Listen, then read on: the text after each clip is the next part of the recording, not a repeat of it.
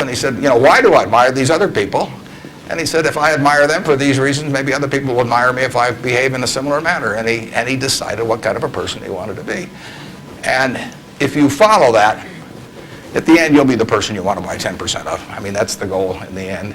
And it's something that's achievable by everybody in this room. So that's the end of the sermon. Now let's talk about what's on your mind. And you can ask anything. The only thing I won't tell you is what we're buying or selling or about. So, you know, I don't even tell myself that. I mean, I write it down, and then it's like the Coca-Cola formula. You know, there's only 2 people can get into the trust department and find out what they are, and I don't know who the 2 are. So we don't talk about what we're buying or selling, but anything else is fair game. Personal, business, anything you'd like to talk about. And actually, the tougher the questions are, the more interesting it is for me. So don't spare my feelings. I mean, just throw at my head. And with that, let's.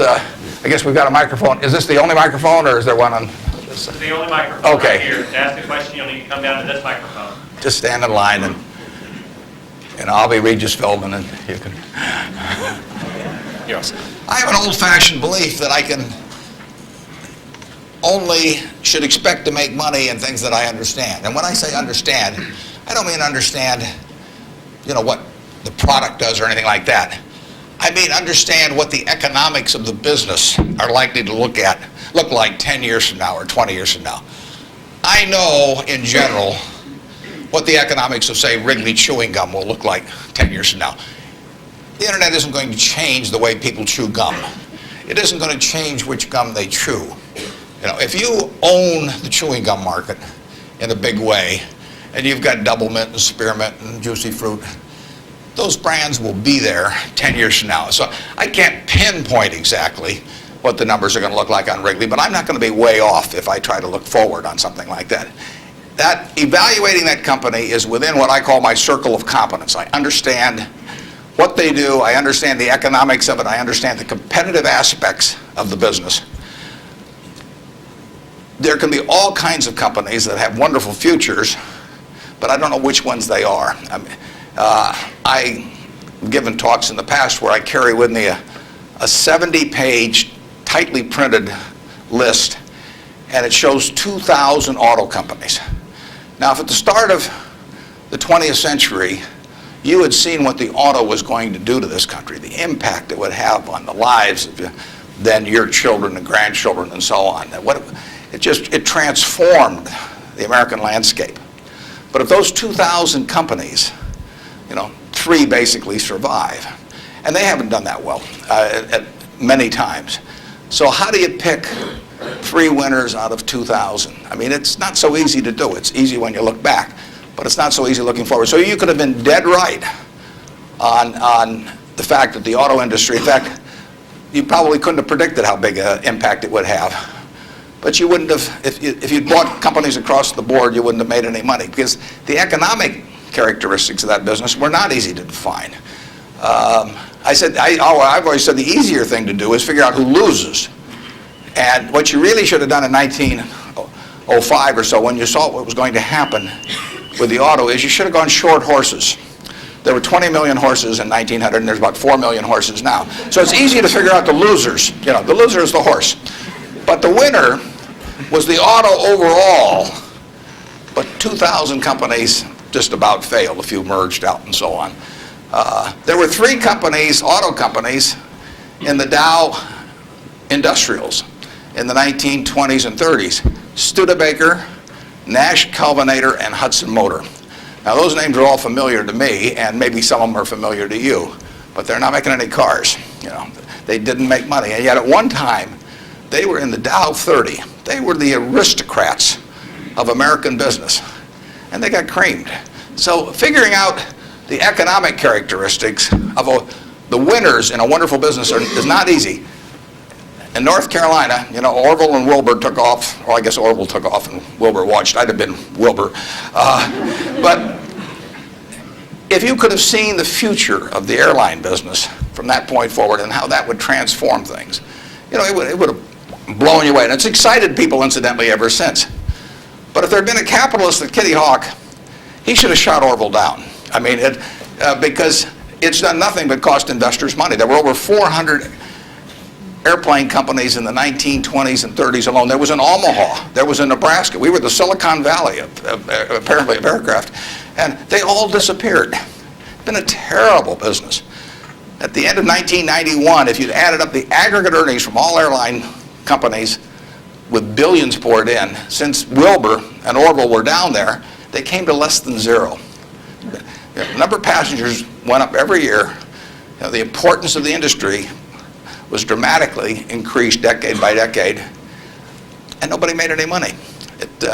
So figuring out the economic consequences, TV, I think there's, 20, 25 million sets a year sold in the United States. I don't think there's one of them made in the United States anymore. I mean, you'd say TV set manufacturer, what a wonderful business. I mean, everybody, now nobody had a TV in 1950, or thereabouts 45 to 50. Everybody has multiple sets now. Nobody in the United States has made any real money making the sets. They're all out of business. The Magnavoxes, the RCAs, all of those companies. Radio was the equivalent of over 500 companies making radios in the 1920s. Again, I don't think there's a U.S. radio manufacturer at the present time. But Coca-Cola, what was it, 1884 at Jacob's Pharmacy or whatever, the fellow comes up with something. A lot of copiers over the years. But now you've got a company that is selling roughly 1.1 billion 8-ounce servings of its product, not all Coke, Sprite, and some others, daily throughout the world 117 years later. So understanding the economic characteristics of a business is different than predicting the fact that an industry is going to do wonderfully. And so when I look at the internet businesses, or I look at tech businesses, I say this is a marvelous thing, and I love to play around on the computer, and now I order my books from Amazon and all kinds of things, but I don't know who's going to win. And unless I know who's going to win, I'm not interested in investing. I'll just play around on the computer. And defining your circle of competence is the most important aspect of investing. It's not how important, how large your circle is. You don't have to be an expert on everything. But knowing where the perimeter of that circle of what you know and what you don't know is, and staying inside of it, is all important. Tom Watson Sr., who started IBM, said in his book, he said, I'm no genius, he said, but I'm smart in spots, and I stay around those spots. And that is the key. So if I understand a few things, and I stick in that arena, I'll do okay. And if I don't understand something, but I get all excited about it because my neighbors are talking about it, the stocks are going up and everything, I start fooling around someplace else, eventually I'll get creamed, and I should. So now let's go over here. Hello, Mr. Buffett. I got two short questions. One is, how do you find intrinsic value in a company? Well, intrinsic value is what is the number that if you were all-knowing about the future and could predict all the cash that a business would give you between now and Judgment Day, discounted at the proper discount rate, that number is what the intrinsic value of a business is. In other words, the only reason for making an investment and laying out money now is to get more money later on, right? That's what investing is all about. Now, when you look at a stock, when you look at a bond, assuming it's the United States government bond, it's very easy to tell how much you're going to get back. It says it right on the bond. It says when you get the interest payments, it says when you get the principal. So it's very easy to figure out the value of a bond. It can change tomorrow if interest rates change, but the cash flows are printed on the bond. The cash flows aren't printed on a stock certificate. That's the job of the analyst, is to print out, change that stock certificate, which represents an interest in the business, and change that into a bond and say, this is what I think it's going to pay out in the future. When we buy, some new machine for Shaw to make carpet, that's what we're thinking about, obviously, and you all learn that in business school. But it's the same thing for a big business. If you buy Coca-Cola today, the company is selling for about $110 to $15 billion in the market. The question is, if you had 110 or 15 billion, you wouldn't be listening to me, but I'd be listening to you incidentally. But the question is, would you lay it out today to get what the Coca-Cola company is going to deliver to you over the next 200 or 300 years? The discount rate doesn't make much difference as you get further out. And that is a question of how much cash they're going to give you. It isn't a question of, it isn't a question of how many analysts are going to recommend it or what the volume in the stock is or what the chart looks like or anything. It's It's a question of how much cash it's going to give you. That's the only reason. It's true if you're buying a farm. It's true if you're buying an apartment house. Any financial asset. Oil in the ground, you're laying out cash now to get more cash back later on. And the question is how much are you going to get, when are you going to get it, and how sure are you? And when I calculate intrinsic value of a business, when we buy businesses, and whether we're buying all of a business or a little piece of a business, I always think we're buying the whole business because that's my approach to it. I look at it and say, what will come out of this business and when? And what you really like, of course, is them to be able to use the money they earn and earn higher returns on it as you go along. I mean, Berkshire has never distributed anything to its shareholders, but its ability to distribute goes up as the value of the businesses we own increases. We can compound it internally, but the real question is, Berkshire selling for, we'll say, 105 or so billion now.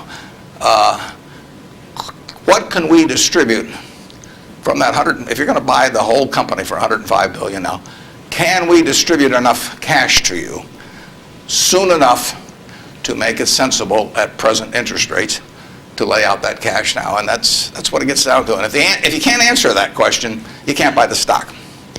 You know, you can gamble in the stock if you want to, or your neighbors can buy it. But if you don't answer that question, and I can't answer that for internet companies, for example. There are a lot of companies, there are all kinds of companies I can't answer it for, but I just stay away from those. Number two. So you got formulas involved in finding intrinsic values on certain companies. I mean, you've got a mathematical system set up. Discounted present value of future cash, yeah. Okay. Second short question is, why haven't you written down your set of formulas or your strategies in written form so you can share it with everyone else? Well, I think I actually have written about that. If you read the annual reports over the recent years, in fact, the most recent annual report, I use what I've just been talking about. I use the illustration of Aesop. Because here Aesop was in 600 BC. Smart man, wasn't smart enough to know it was 600 BC, though. I mean, would take a little foresight. But Aesop, you know, in between tortoises and hares and all these other things, he found time to write about, you know, birds. And he said, a bird in the hand is worth two in the bush. Now, that isn't quite complete, because the question is, how sure are you that there are two in the bush, and how long do you have to wait to get them out? Now, he probably knew that, but he just didn't have time because he had all these other proverbs to write and had to get on with it. So, but he was halfway there in 600 BC. That's all there is to investing, is how many birds are in the bush, when are you going to get them out, and how sure are you? Now, if interest rates are 15%, roughly, you've got to get two birds out of the bush in 5 years to equal the bird in the hand. But if interest rates are 3%, and you can get two birds out in 20 years, it still makes sense to give up the bird in the hand, because it all gets back to discounting against an interest rate. Problem is, often you don't know, not only how many birds are in the bush, but in the case of the internet companies, there weren't any birds in the bush. But they still take the bird that you give them in the hand. But I actually have written about this sort of thing, and stealing heavily from Aesop, who wrote it some 2,600 years ago, but I've been behind on my reading. Yeah. Good morning. I know you're famed for your success, but I was curious if there were any particular moments in your life that, or mistakes or failures that you've made that were particularly memorable, what you may have learned from them, and if you had any particular advice for the students here in dealing with discouraging circumstances. Yeah, I've made a lot of mistakes. Biggest mistake, well, not the biggest, necessarily the biggest, but buying Berkshire Hathaway itself was a mistake, because Berkshire was a lousy textile business, and I bought it very cheap. I'd been taught by Ben Graham to buy things on a quantitative basis. Look around for things that are cheap. And that I was taught that, we'll say in 1949 or 50. It made a big impression on me. So I went around looking for what I call used cigar butts of stocks. And the cigar butt approach to buying stocks is that you walk down the street and you're looking around for cigar butts, and you find this, on the street, this terrible looking, soggy, ugly looking cigar, one puff left in it. But you pick it up and you get your one puff. Disgusting, you throw it away, but it's free. I mean, it's cheap. And then you look around for another soggy, one puff cigarette. Well, that's what I did for years. it's a mistake. Although you can make money doing it, but you can't make it with big money. It's so much easier just to buy wonderful businesses. So now I would rather buy a wonderful business at a fair price than a fair business at a wonderful price. But in those days, I was buying cheap stocks. And Berkshire was selling below its working capital per share. You got the plants for nothing. You got the machinery for nothing. You got the inventory and receivables at a discount. It was cheap. So I bought it. And 20 years later, I was still running a lousy business. And that money did not compound. You really want to be in a wonderful business because the time is the friend of the wonderful business. You keep compounding, it keeps doing more business, and you keep making more money. Time is the enemy of the lousy business. I could have sold Berkshire, perhaps liquidated it, and made a quick little profit, one puff. But staying with those kind of businesses is a big mistake. So you might say I learned something out of that mistake, and I would have been way better off taking what I did with Berkshire is I kept buying better businesses. I started an insurance business, See's Candy, the Buffalo, all kinds of things. I would have been way better doing that with a brand new little entity that I'd set up rather than using Berkshire as the platform. Now I've had a lot of fun out of it. I mean, everything in life seems to turn out for the better, so I don't have any complaints about that, but it was a dumb thing to do. I went into U.S. Air. I bought a preferred stock in 1989.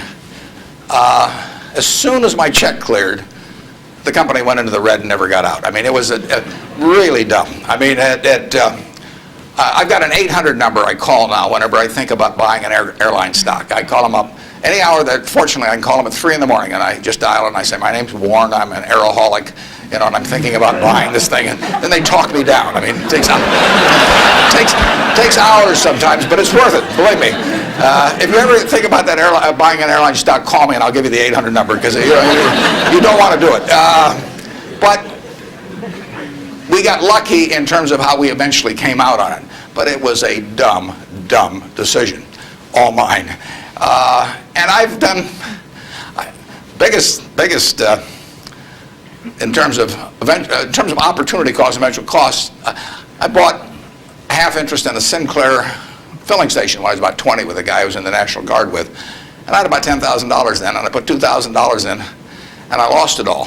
So that was 20%, and that means that the opportunity cost is now $6 billion of that filling station, which is a big price to pay for, getting to wipe a few windows and a few windshields and things like that. So actually, I like it when Berkshire goes down because it reduced the cost of that mistake on an opportunity cost. But the biggest mistakes we've made by far, I've made, not we've made, biggest mistakes I've made by far are mistakes of omission and not commission. I mean, it's the things I knew enough to do, they were within my circle of competence, and I was sucking my thumb. And that is really, those are the ones that hurt. They don't show up anyplace. I probably cost Berkshire at least $5 billion, for example, by sucking my thumb 20 years ago or close to it when Fannie Mae was having some troubles, and we could have bought the whole company for practically nothing. And I don't worry about that if it's Microsoft because I don't know it. Microsoft isn't in my circle of competence. And so I don't have any reason to think I'm entitled to make money out of Microsoft or out of cocoa beans or whatever. But I did know enough to understand Fannie Mae, and I blew it. And that never shows up under conventional accounting. But I know the cost of it. I know. I passed it up. And those are the big mistakes. And I've had plenty of them. And unless I tell you about them in the annual report, and I resist the temptation sometimes, unless I tell you about them in the annual report, you're not going to know it because it doesn't show up under conventional accounting. But omission is way bigger than commission. There's big opportunities in life have to be seized. We don't do very many things, but when we get the chance to do something that's right and big, we've got to do it. And even to do it in a small scale is just as big a mistake almost as not doing it at all. I mean, you really got to grab them when they come, and because you're not going to get 500 great opportunities. You would be better off if when you got out of school here, you got a punch card with 20 punches on it, and every financial decision you made, you used up a punch. You'd get very rich because you'd think through very hard each one. I mean, you went to a cocktail party and somebody talked about a company you didn't even understand what they did or couldn't pronounce the name, but they made some money last week and another one like it. you wouldn't buy it if you only had 20 punches on that card. There's a temptation to dabble, if, particularly during bull markets. In stocks, it's so easy. It's easier now than ever because you can do it online. Just you click it in and maybe it goes up a point and you get excited about that and you buy another one the next day and so on. You can't make any money over time doing that. But if you had a punch card with only 20 punches, you weren't going to get another one in the rest of your life, you would think a long time before every investment decision. And you would make good ones and you'd make big ones. And you probably wouldn't even use all 20 punches in your lifetime, but you wouldn't need to. Yep. Mr. Buffett, good morning. In your comments about making mistakes and errors like that, can you talk a little bit about your sell discipline when you're in a position and you feel like it's no longer good? What criteria to use when you just finally abandon it? Yeah, when I started out, the sell situation has changed over the years, because when I started out, I had way more ideas than money. I would go through Moody's manual. I went through it page by page, and then I went through it again page by page. And I found stocks in there that I could understand that were selling at like 2 times earnings, even 1 times earnings. Well, when you only have $10,000, that can get a little frustrating. And if you don't like to borrow money, which I never like to borrow money, so I was always coming up with more ideas than I had money. So I had to sell whatever I liked least to buy something new that just was compelling to me. And for a long time, I was in that mode. And now our problem is we have more money than ideas. So if you look at our annual report, which is on the internet at our homepage, BerkshireHathaway.com, you'll see something in the back called the Economic Principles of Berkshire. And you will see, which I believe in setting out for my partners. They are my partners. I don't look at them as shareholders. I look at them as partners. They're going to be my partners for life. So I want to tell them how I think. And if they don't agree with the way I think, that's fine. But I don't want them to be disappointed in me. So I lay out there and I say, in terms of our wholly owned businesses, we're not going to sell no matter how much anybody offers us for them. If somebody offers us 3 times what something is worth at See's Candy, the Buffalo News, Borsheim's, whatever it may be, we're not going to sell it. I may be wrong in having that approach. I know I'm not wrong if I owned 100% of Berkshire, because that's the way I want to live my life. I've got all the money I could possibly need. It just amounts to a change in the newspaper story on my obituary and the amount of money that the foundation has. And to break off relationships with people I like and people that have joined me because they think it's a permanent home, to do that simply because somebody waves a big check at me would be like selling one of my children because somebody waved a big check. So I won't do that. And I want to tell my partners I won't do it so that they're not disappointed in me.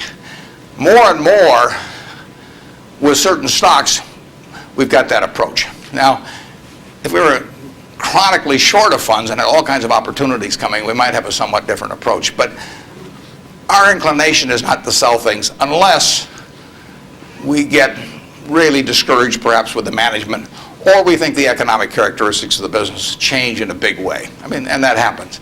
So, but we're not going to sell simply because it looks too high, in all likelihood.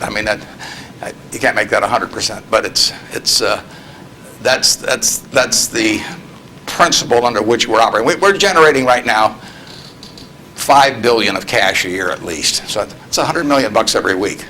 And, we've been talking here half an hour and I haven't done a damn thing. It's, the real question is, how do you put it out intelligently? And if we were selling things, it'd be just that much more. So there may come a time when that would change. But we want to, and I have partners, shareholders, partners, who would say, if you can get 3 times what See's Candy's worth, why don't you sell it? And that's why I want to be sure before they come in, they know how I think on that. They're entitled to know that. You really think for a minute, if you're going to get married,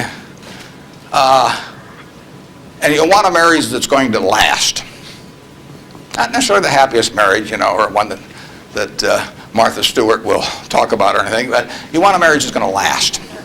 What quality do you look for in a spouse? One quality. Do you look for brains? Do you look for humor? Do you look for character? Do you look for beauty? No. You look for low expectations. That is the marriage that's going to last. Both have low expectations. And I want my partners to be on the low side on expectations coming in, because I want the marriage to last. It's a financial marriage when they join me at Berkshire, and I don't want them to think I'm going to do things that I'm not going to do. So that's our guiding principle. The advice is all free, and your marital advice, everything else. Next. Good morning. Mr. Buffett, I have a question regarding evaluation of the soundness of investment. In recent years, it appears that the use of tax shelter incorporation is increasing, and such, reputable companies like UPS and others are involved in court battles over shelters with IRS. And as we know, most of these transactions are fairly artificial, but yet there is a profit there. From the investor perspective, do you think it's beneficial for investor that the company that they invest are involved in those shelters? And if so, do you think it would be helpful if those transactions are disclosed in statements, meaning the notes to statements? I'm not sure I got that 100%. George, could you? I will repeat. Earl, did you? Shortly. Yeah. If you think that involvement of corporations that you invest, or anybody for that matter invest in tax shelter, which is by some definition... tax shelters? Right. I've never used one. I'm not saying so. I'm asking if you know that a corporation is involved in such activity that is beneficial in short term, would you think that that's helpful for investors? Well, there are perfectly legal ways to shelter taxes. I mean, we did and still do, but we were one of the earliest ones to go in for low-income tax housing credits. In fact, I met with first President Bush about that one, and that benefits us to a mild degree. It's not a big element of Berkshire. I mean, it's peanuts in terms of Berkshire's overall value, but it is a congressionally ordained tax benefit. I wouldn't call it exactly a shelter. It's a tax benefit that Congress has decided they're willing to offer businesses, and because they think it's the best way to generate low-income housing. So we participate in something, but it's not a big factor in what we do. And but there's nothing wrong with that. And then if you get into tax evasion, I mean, that's a whole different game. At that point, they ought to go to jail. But certain businesses, some insurance companies are reincorporated in Bermuda, and you can save a lot of taxes. You have to meet certain other tests which we wouldn't want to meet. But if we were willing to meet those other tests, there's nothing illegal or immoral about us moving to Bermuda. We're not going to do it. And but if the restrictions weren't there, I mean, the tax code is the rule book, and you follow the rule book. I think some of the things people do in terms of bending that rule book get very close to fraud, and sometimes cross the line into fraud. And when they do, I think they ought to be prosecuted. But that's another game. And incidentally, there has been more pushing on that, I would say, in the last 5 years, and certainly was my experience earlier. And there are more. I think now it's diminished in the last year or two, but a couple years ago there was some very aggressive marketing by some of the auditing firms, and of these, even with percentage shares of the gain to be paid to the auditors. And I think that those things got fairly dubious, and particularly when they shopped for legal opinions, so that if you got caught doing these things, you can say, well, I was relying on this legal opinion, and therefore I shouldn't go to jail, but just pay the back taxes. So I don't know of anything we're associated with that has done that, but obviously if they push too far, we don't want to be there. Thank you. Yep. I was curious, with the large number of people you now have with tremendous amounts of wealth, what do you think of the current state of philanthropy? Well, I'll be out this week. Actually, I'm going to a Coca-Cola meeting, and I'm flying out to Seattle and talking to the United Way group out there. Seattle United Way raises more per capita, I believe, than any United Way in the country. And Bill Gates will be there. We're talking jointly. His mother was very active in United Way. But Bill is going to give away over $1 billion a year. and a lot more later on, but right now $1 billion. And it's very interesting. I mean, he is very rational about it, and he's very informed. In fact, he got somebody, I think his primary advisor in the medical field is a fellow who was with the CDC in Atlanta. And Bill reads 15 books a month on this. I mean, he can just absorb it. I wouldn't be able to get it that fast. But he just says with $1 billion, he wants to save as many lives per year as he can. So that's his objective. It's just as much a metric of his foundation as some other metric, return on capital, might be for a business. And he says, I'm going to spend $1 billion a year. How many lives can be saved for that? So he's gotten very heavily into vaccines and AIDS in Africa, a number of things. It's very rational. I personally think all of my 99-point-something% of my net worth will go to a foundation after the latter of my wife and I die. I mean, it's all going to go to a foundation. As far as I'm concerned, I got it from society. It's going to go to society. I've written a letter to my trustees, and I've got very few trustees. If you got a whole bunch of trustees, in my view, they just homogenize themselves down to sort of a lowest common denominator, because you get 30 people in a room, and prestigious people, but they'll all have their particular alma mater, and they'll all have their particular hospital, and it'll become a big trade-off game. You know, it'll be a little like Congress. So I have very few people, and I don't give them anything specific, because I tell them their judgment above ground will be better than my instructions from 6 feet underground. So I don't like to think that, but it's true. So I tell them, look, the society are the ones that don't have a natural funding constituency or are just damned intractable and very difficult to solve. So I tell them I am not going to haunt them at all if they spend big money on some terribly important problem and they fail, because they're taking on tough problems. When I buy businesses, I'm buying easy businesses.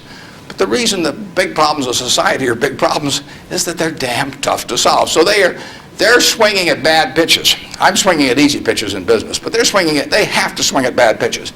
But I tell them I want them to try and do it. And if they fail, it doesn't bother me at all.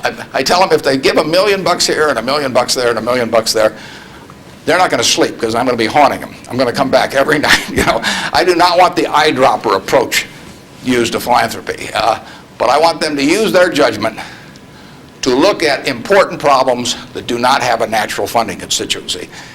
You know, if the government's going to fund it, fine. You know, I mean, they should be funding important problems, but we won't need to do it. The role of private philanthropy, in my opinion, is to fund things that don't have the natural constituency, and that's what Bill's doing. There aren't a bunch of people around that you can make an emotional appeal to make vaccines available to millions and millions of kids around the world. It doesn't tug at anybody's heartstrings. You can't name buildings after them. I mean, it just isn't the sort of thing that you can raise money for on an emotional basis. And there's nothing wrong with raising money on an emotional basis. But that is a problem that won't get solved by a funding constituency that's responding to that. But Bill is responding to what in his mind is the important thing, which is saving lives, and he doesn't care whether he gets his name on a building or whether anything happens or whether anybody knows about it. I mean, he gets publicity just because of the scale he's on, but he doesn't care about that. I can promise you that. So that's my philosophy, is that I got this money not because I'm a superior human being, not because I've done more for society than other people. I was wired the right way to be dropped into the United States at this particular time. I mean, it's a huge capitalistic society, and I'm wired, no credit to me, but I just born that way, so that I'm better at asset allocation than other people to some degree. Just like other people are better at all kinds of other things. And I was with 2 teachers out at Sun Valley that are doing more for society than I am, and this market system does nothing for them. Market system does all kinds of things for me.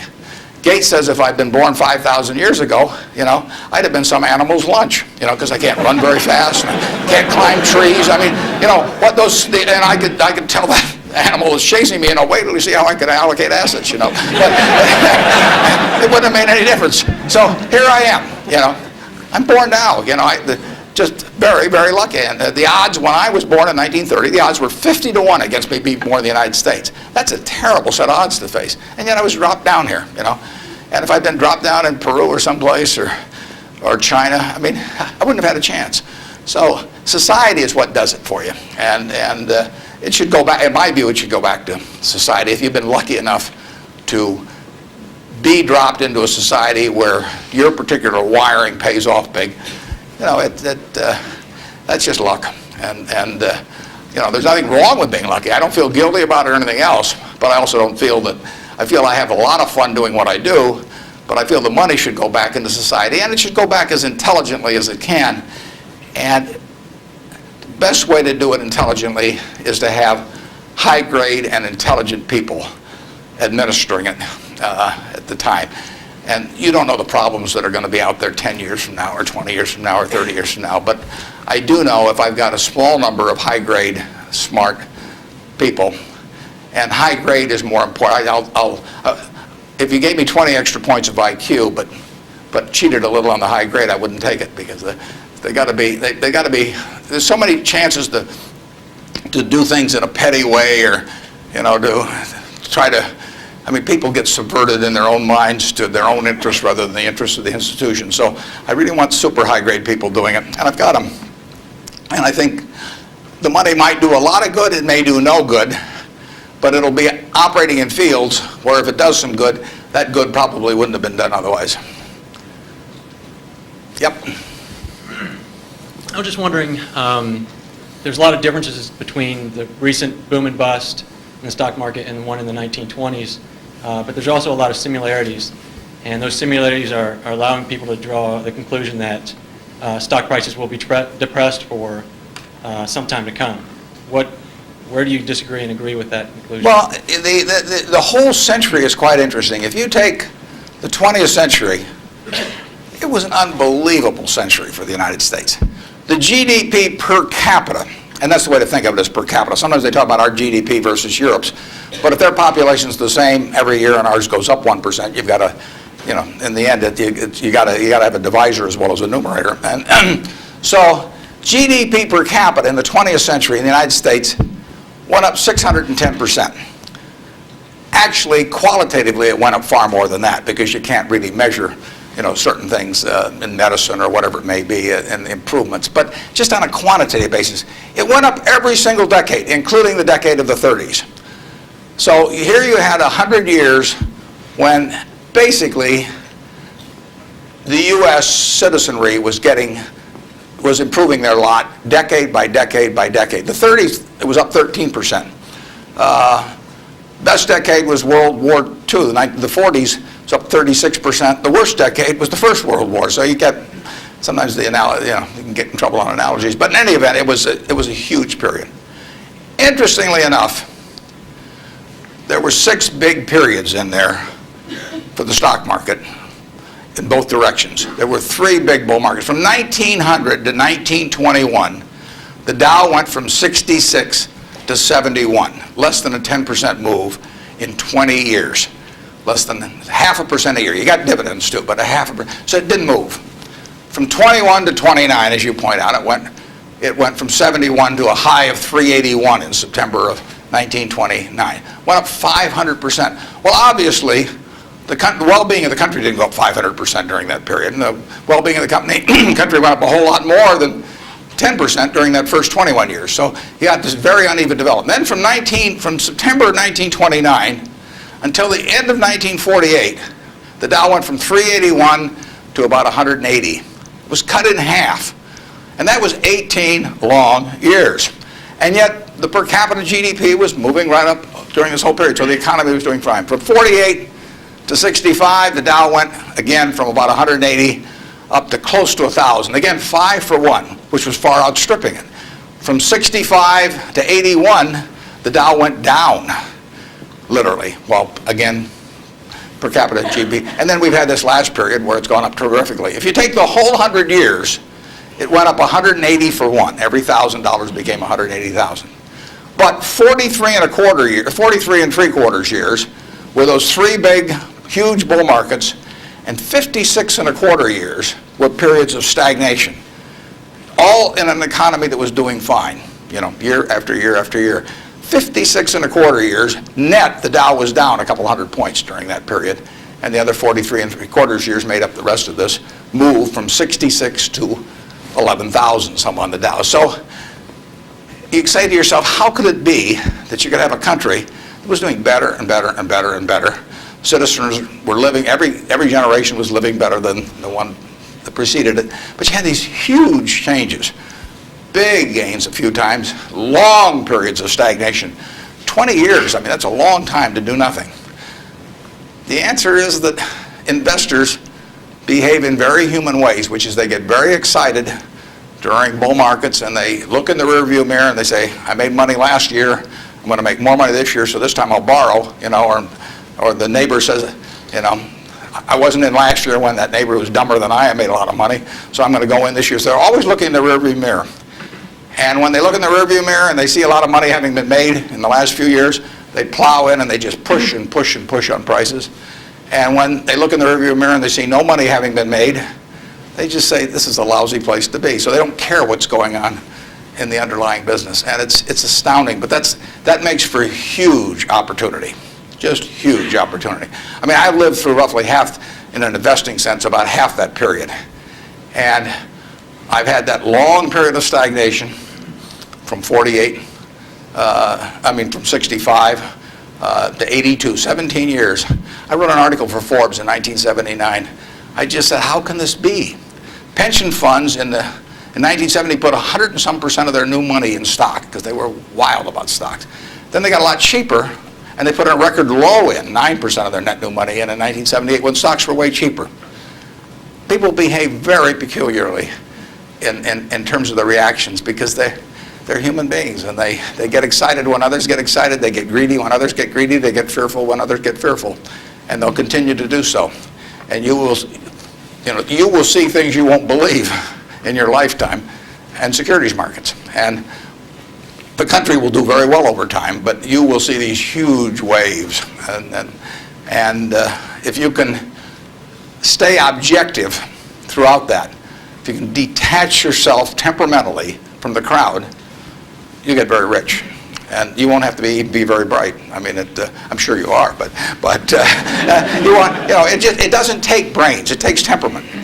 It takes the ability to sit there and look at something. When I started out in 1950, I would go through and find things at 2 times earnings, and they were perfectly decent businesses, and people wanted jobs at those companies, and everybody knew they were going to be around, and they wouldn't buy them at 2 times earnings, and that's when interest rates were 2.5%. I started selling securities when I was 21, and a Kansas City life insurance company happened to be a fairly prominent company in Omaha, and the policies they sold you, if you were buying life insurance from them, had a built-in assumption of 2% interest. The stock of Kansas City Life was selling at less than 3 times earnings. You were getting 35% if you bought the stock. No question about the soundness of the company. I went to the local agent. I figured, hell, I ought to be able to sell him a few shares of stock. I mean, the guy ought to understand it. I mean, he's got his whole life invested in this company. I went to the local agent who'd been with him for 20 years, and his name was Moose. And I said, Mr. Moose, I said, you're selling these policies with 2%. You may even have a few members of your own family, and you can buy into this company whose paycheck you depend on every month, and whose future your beneficiaries of these life policies depend on, and who you're selling them, a 2% investment on, and you can get 35% on your money. And he said, stocks aren't any good. And I couldn't sell you, I was a lousy salesman. I mean, well, you have to start with that, but it just blew me away. It blew me away. I thought, sometimes I used to wonder if I was nuts, but those things, the same thing happened. I mean, in 1964, the Dow closed at 864.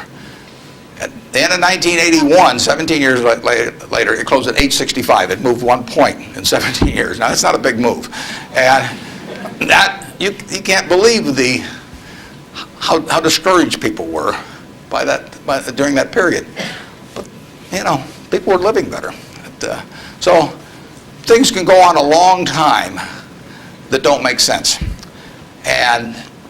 But they do come to an end. I mean, the internet thing, you had these companies selling for many billions of dollars that had practically no prospects of making any money. That's a bubble. But Herb Stein one time said, anything that can't go on forever will end. Now that seems pretty, but think about that. And particularly think about it next time you're trying to do something just because the stock's gone up a whole lot, and your neighbor's made money or something. You've got to be, you just have to sit and think objectively and think about, would I buy this whole business? If it's an internet company that's got 100 million shares out and selling at 100, that's $10 billion.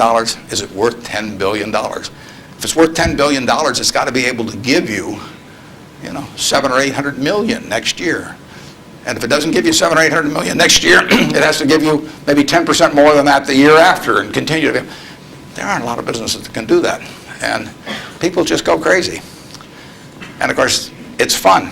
I mean, it's like that sign they put in brokerage offices that says, avoid hangovers, stay drunk. I mean, it's just so much fun to keep playing.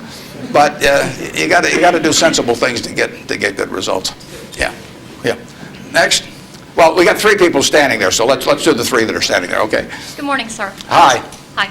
I was wondering what your opinion is of the Federal Reserve and their actions taken recently. Do you feel they've done enough to boost the economy?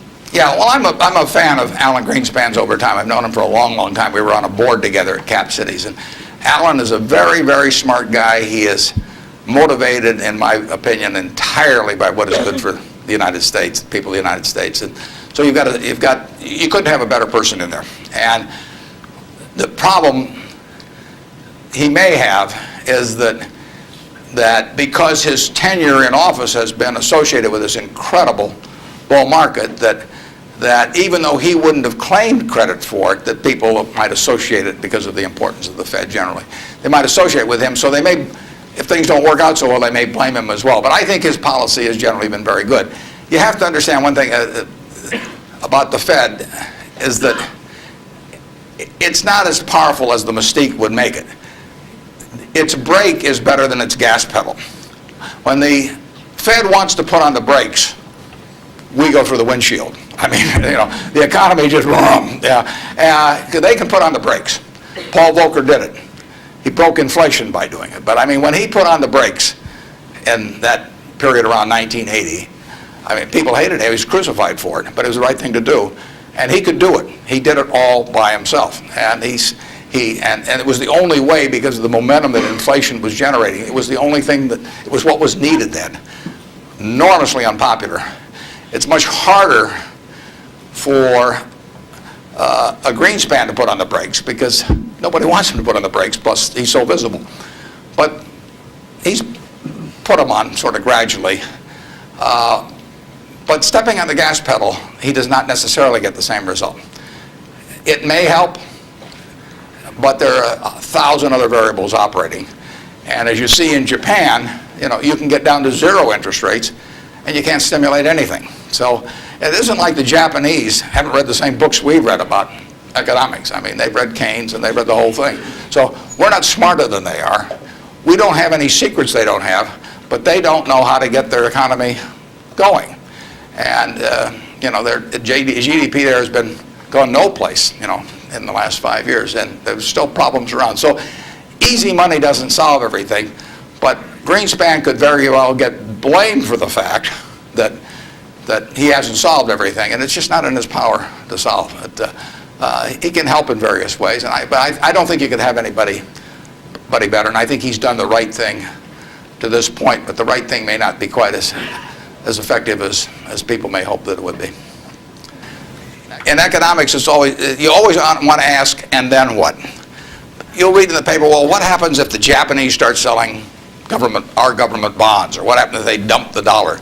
They can't dump the dollar. There's no way to dump dollars. You can, or at least dollar assets, because if the Japanese want to sell our government bonds, if they sell them to us, they get a time deposit or a demand deposit at Citi, or they still own a dollar asset. If they sell them to the French, they may get some assets from the French, but now the French have it. I mean, the only way you can reduce foreign investment in the United States is to change it around so they're consuming more than from us, more than we're consuming from them. I mean, when we buy a television set from Japan, if we buy more television sets from them than they buy equivalent consumables from us, the exchange, what balances things is we give them some investment type asset, whether it's cash or a U.S. government bond or our stocks or our movie studios or our real estate or different things. And the only way that reverses is when we start running a trade surplus, which we're miles away from. So logically, if you read classic economics, you would believe that our currency would have been weaker over the recent years, and that it would be weak now. But there are other things operating, and that's one of the problems about economics, is there's never just one variable. There's usually hundreds of variables, and they operate with different impact at different times. I mean, it's not like a physics formula. I mean, well, I guess it would be if you got into the Heisenberg principle or something like that. But the formula has a lot of the same variables year after year, but the relative importance of those variables and how they interact with each other is never exactly the same. And that's what we find out, the Japanese find out, everybody finds out. And foreign currency, or the value of our dollar and currency rates, are defying what you would expect based on history. But as somebody said, if history were a perfect guide, the Forbes 400 would all be librarians. They just go and look it up in the books, and they'd always know all the answers. But history doesn't repeat itself, as Mark Twain said. History doesn't repeat itself, but it rhymes. I mean, things come back, but they don't quite come back in the same form. And we'll understand all this perfectly in a few more years, why the dollar's behaved the way it has. But I think it would be useful net for the U.S. if the dollar were less strong. Yes, Mr. Buffett, thanks for taking my question.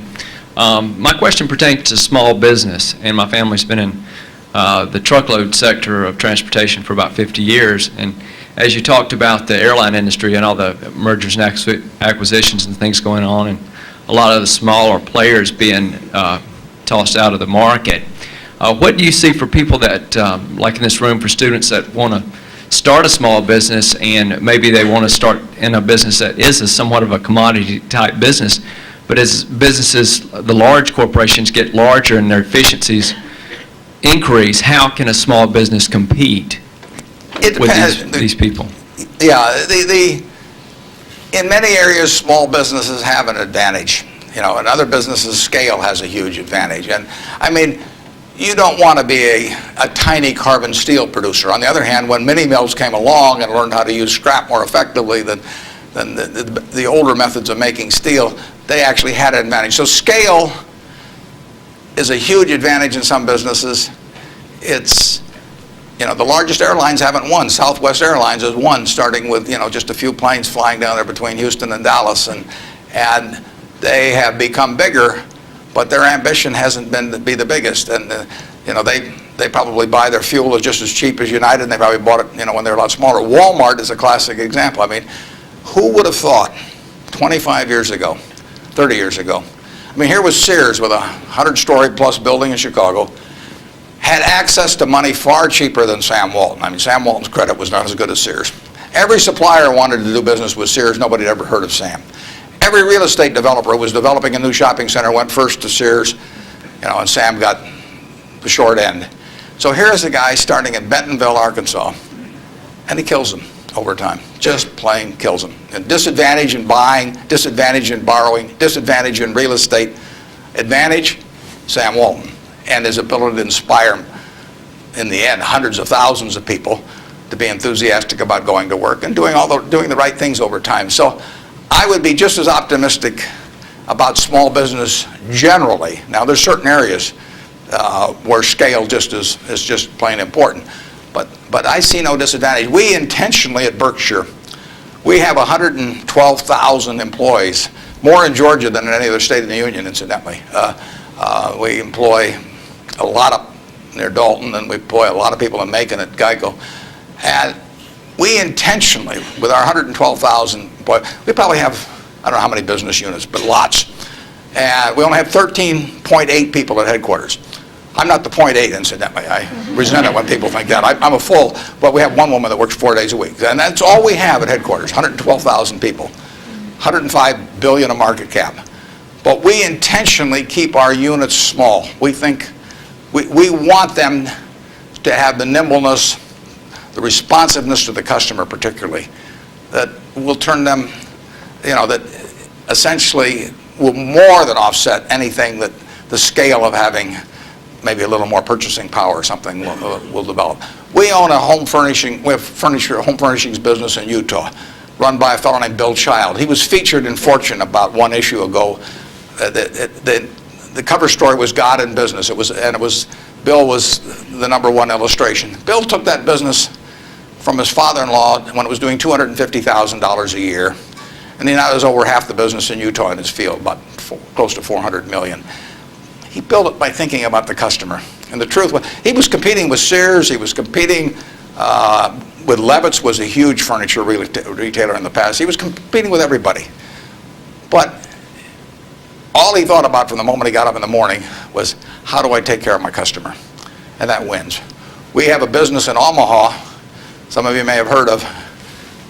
It's the largest home furnishing store in the world. In Omaha, which only has a SMSA of 650,000 people. It's on 72 acres. It does $325 million in one location, which happens to be $500 for every man, woman, and child in the SMSA, but it draws from beyond that. That business comes about, or has resulted, from an investment of $500 in 1937 by a woman who walked out of Russia in 1921. She walked out, got on a peanut boat, landed in Seattle with a tag around her neck. She couldn't speak one word of English. The American Red Cross looked at the tag. It said Fort Dodge, Iowa. They got her to Fort Dodge, Iowa. She couldn't pick up the language. She was there 2 years. She said she felt like a dummy. So she came to Omaha because there were other Russian Jews there, and she'd at least have somebody to talk to. Her little girl started school, Frances. Frances would come home at night and teach her mother the words she learned in school that day. That's how this woman, Rose Blumpkin, learned the English language, but from her daughter from kindergarten on, teaching her the words. She brought 7 siblings over from Russia, one at a time, $50 every time she saved $50. She sold used clothing and other works. She got her 7 siblings over, her mother and father, and by 1937, 16 years after she got here, she saved $500. She got on a train, went to Chicago, to the American Furniture Mart, which was this huge, impressive thing. She was smart as hell, but she thought like a peasant in a way, and she saw this building and she decided to name her company the Nebraska Furniture Mart. She went in and bought $500 worth of, she bought about $2,000 worth of merchandise. All the way back to Omaha, she worried because she thought, I owe $1,500, and she only had a $500 equity. So she got to Omaha. She took the bed, the sofa, the refrigerator out of her own home to sell fast so she could get the money so she could pay on time. She took that business and built it from that start. No one would sell to her. She went into court 4 times because the carpet manufacturers tried to keep her from selling at a discount, and she went into court and told the judge, because she figured out ways to buy this stuff in various nefarious ways had other people buy it for her, and she said, look, I pay $3 a yard for this carpet. Brandeis sells it for $6.98. She says, I sell it for $3.98. Just tell me, Judge, how much you want me to rob people. She defended herself. Papers wrote it up. The judge bought carpet from her the next day. I mean, it was marvelous.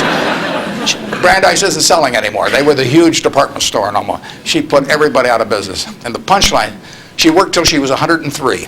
She sold me the business when she was 89. And she didn't have an audit. I went out to see her one afternoon. I took a check out with me and because I knew she wanted to do something. And I said, Mrs. B, here's the money. I said, I don't need an audit. Just tell me whether you owe any money. She said, I've never owed any money since I owed those guys back in 1937. And she said, it's all free and clear. She'd never seen a balance sheet. She didn't know what accounting terms meant, but she understood the nature of the business. And I told her, I said, I'd rather have your word, than an audit from every one of the big 6 or big 8 or whatever there were, the number at the time of the top auditing firms. And she worked till she was 103. She died at 104. She had 3 siblings at her funeral. I mean, those are some genes. Her son works there now. He's 82 or 3, and the 3 sisters are all alive. But the punchline is, she couldn't read or write. This woman could not read or write. If you told her this room was 68 feet by 43, she would tell you how many square yards it was like that. She never went to school a day in her life. She would tell you how much that was at $5.98 a yard. She'd add the tax. She'd knock off something because she liked your looks. And that would be it. And that is that you can't beat that. you know, and you can't replicate that at General Motors. You can't institutionalize that. The person who brings that kind of drive to a business and does it day after day and thinks about their customer, and that's all she did. Well, she raised 4 kids in the process too, but you can't, it can't miss. And no, you don't have to worry if you're an entrepreneur in most fields. There's some fields where you can't do it because there are scale aspects to it. But in most fields, you know, you'll kill people. Bob Shaw did that with Shaw. Nobody ever heard of Shaw in carpet 30 years ago, and he's got 40% of the carpet business in the country. So it's a great field of opportunity out there, and I don't know about trucking specifically, but I wish you the best on it. And you won't be at a disadvantage in many fields if you're small, and you'll actually have an advantage. George, thank you.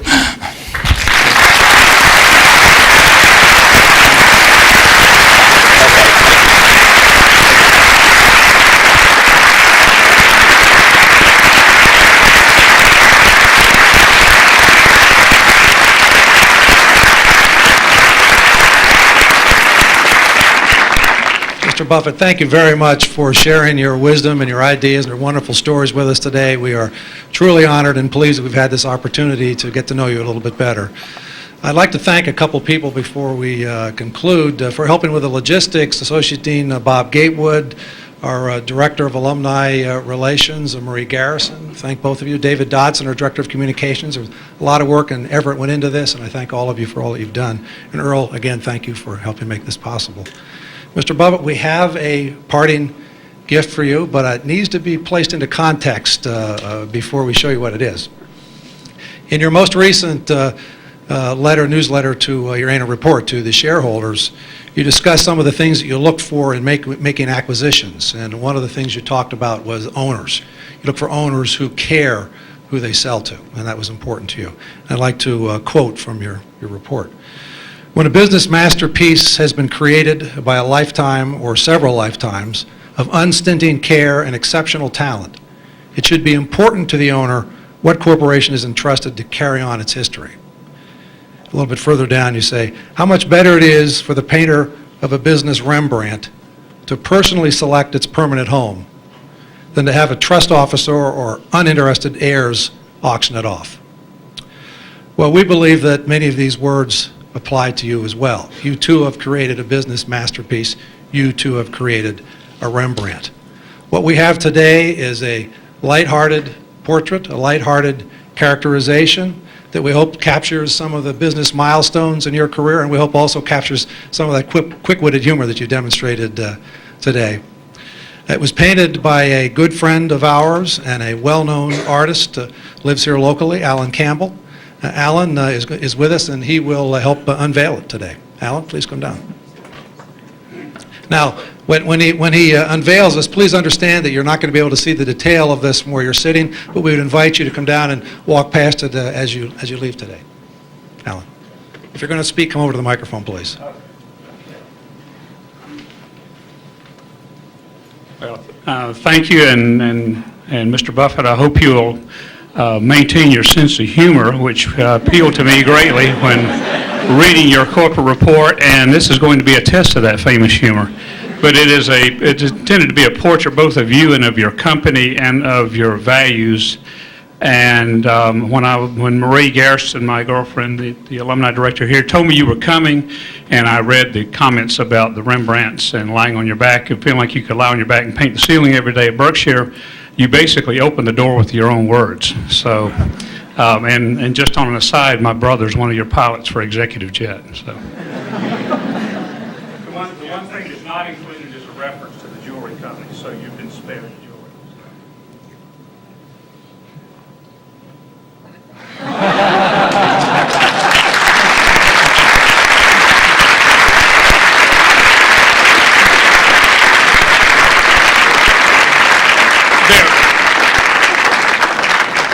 This is based on a very famous Rembrandt self-portrait, if anybody's information. Mr. Buffett will sign autographs. If you've got books with you you'd like him to sign, we'll set up a table down front here as for the next 15 or 20 minutes. If you'd like to take a picture, if you've got a camera with you, please come on up. Don't hesitate. And thank you all for coming and participating today. It was a wonderful event. Thank you very much.